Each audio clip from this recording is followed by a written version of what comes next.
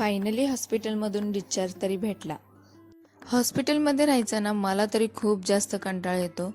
पण काय करता, ज्या गोष्टी आपल्याला नको असतात ना त्याच गोष्टी नेमक्या घडतात, हो की नाही. डिलिव्हरी नंतर ना दुसऱ्याच दिवशी आमच्यासोबत काय घडलं हे मी मोठ्या ब्लॉगमध्ये शेअर केलेलं आहे. तिथं जाऊन तुम्ही नक्की पहा. आता हॉस्पिटलमध्ये असताना आम्हा सगळ्यांची खूप धावपळ झाली. जेव्हा आपण संकटात असतो ना तेव्हाच आपल्याला देवाची आठवण होती, हो ना.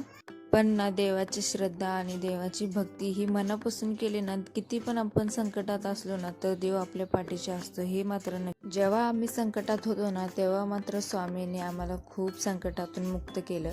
तेव्हाच समजलं आपण एकनिष्ठेने केलेली सेवा, श्रद्धा आणि विश्वास स्वामींवरचा कधीच हटवायचा नाही. आणि खरंच स्वामींची आम्हाला प्रचिती झाली.